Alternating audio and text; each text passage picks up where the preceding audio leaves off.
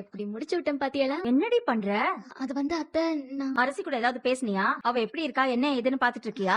இல்ல அத்தை, அதெல்லாம் இல்ல. ஏய், நம்மள பத்தி கவலைப்படாத ஒருத்திய பத்தி நாம ஏண்டி கவலைப்படணும்? தேவையில்லாம அவ கூட பேசுற வேலை வச்சுக்காத. அப்புறம் நான் உன்கிட்ட பேச மாட்டேன். அத்தை, அரசு கிட்ட நான் பேசல. எதிர் வீட்ல ஏதோ ஒரு பிரச்சனை.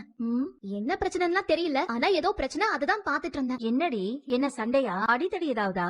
அத்தை, சண்டை அடிதடிலாம் இல்ல அத்தை, இது வேற என்னவோ நடக்குது. ஒரு கார்ல இருந்து கொஞ்சம் பேர் வந்தாங்க, பெட்டி பெட்டியா எடுத்துட்டு போனாங்க. எனக்கு தெரிஞ்சு அது பணமா இருக்கும்னு நினைக்கிறேன். பின்னாடியே குமாரும் அவங்க அப்பாவும் ஓடுறாங்க. எதுக்காக ஓடுறாங்க? பணமா? என்னடி சொல்ற? கார்ல வந்து பணத்தை திருடிட்டு போயிட்டாங்களா? திருடலாம் இல்ல, வேற என்னவோ சம்பவம் நடந்திருக்கு. ஏய், ஏண்டி இவ திபுதிபுன்னு ஓடி வரா? வாங்கடி கேக்கலாம். என்ன சுகன்யா, என்ன ஆச்சு, என்ன பிரச்சனை? உங்க அண்ணனுங்க வீட்டுக்கு இன்கம் டாக்ஸ் ரைடு வந்திருக்கு. இன்கம் டாக்ஸ் ரைடா? அப்படின்னா? வருமான வரித்துறையில இருந்து சோதனை பண்ண வந்திருக்காங்க அத்தாச்சி.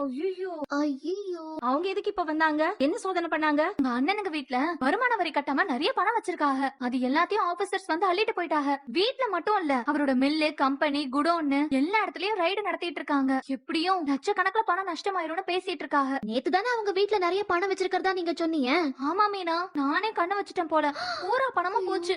புலம்பிட்டு இருக்காங்க. காலையில தான் அரசி என்கிட்ட பேச வந்தா. அவளுக்கும் இதுக்கும் என்ன சம்பந்தம்? அதெல்லாம் அவளுக்கு ஒரு பிரச்சனையும் வராது. என்னடி இதெல்லாம்? சம்பாதிக்கிற பணத்துக்கு ஒழுங்கா வரி கட்டினாதான் என்னவா?